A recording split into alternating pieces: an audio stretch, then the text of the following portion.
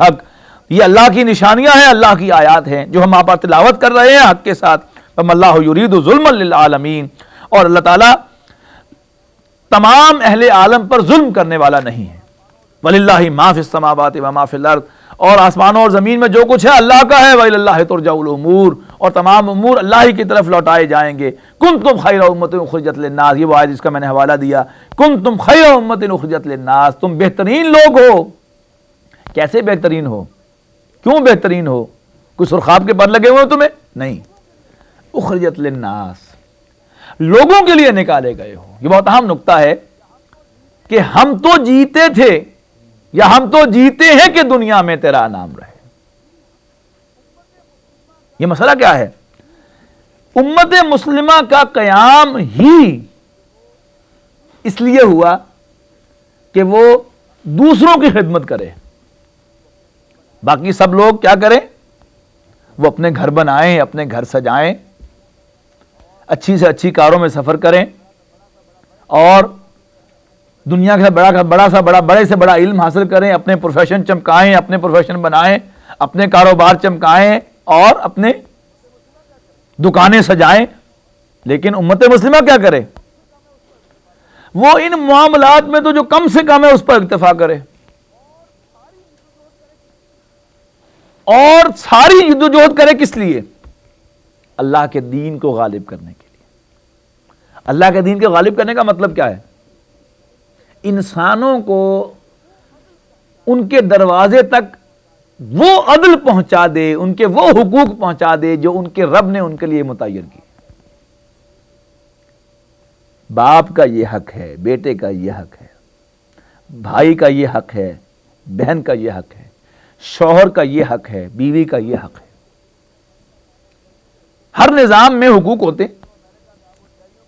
Constitution جو ہے United States of America کا, وہ شہریوں کے حقوق کا تعین کرتا ہے کہ یہ بنیادی حقوق ہیں, بیسک رائٹس ہیں. اسلام بھی تعین کرتا ہے. لیکن یونائٹڈ اسٹیٹس کے یہ حقوق کس نے متعین کیے؟ انسانوں نے. انسان ہی پارٹی ہیں, یعنی انسانوں کے درمیان جب حقوق کی بات ہوگی تو انسان خود ہی پارٹی ہیں. ظاہر بات ہے کہ جب مجھے آپ قانون بنانے کا اختیار دیں گے تو میں اپنا جو ہے وہ کام سیدھا رکھوں گا اور باقی سب جائیں جہنم میں. اور جب آپ کو اختیار ملے گا اپنا جو ہے وہ کام سیدھا رکھیں گے, باقی سب جائیں جہنم میں. تو کبھی عدل نہیں ہو سکتا. یاد رکھیے گا, عدل کب ہوگا؟ کہ جب حقوق کا تعین کوئی ایسی پارٹی کرے, کوئی ایسا فریق کرے کہ جس کا تمام فریقوں سے, دونوں فریقوں سے جو بھی جھگڑے کے فریق ہیں, ان کے ساتھ برابر کا تعلق بھی ہو, برابر کی محبت بھی ہو, اور وہ سوائے اللہ کے اور کوئی نہیں ہے. جب اسلامی نظام قائم ہوگا, خلافت راشدہ قائم ہوگی, خلافت علی منہاج النبوہ قائم ہوگی, تو کیا ہوگا؟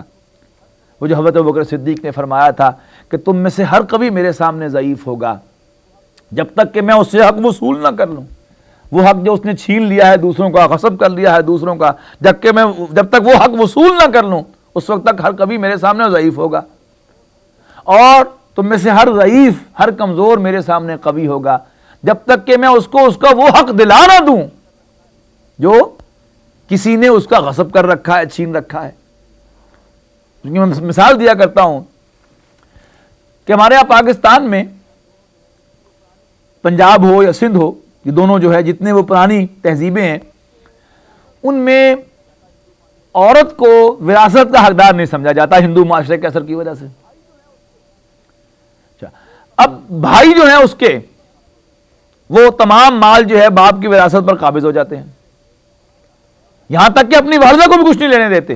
حالانکہ وراثت میں تو بیوی بھی شریک ہوتی ہے, اس کو بھی نہیں لینے دیتے, اور بہنوں کو تو سرے سے ہاتھ بھی نہیں لگانے دیتے.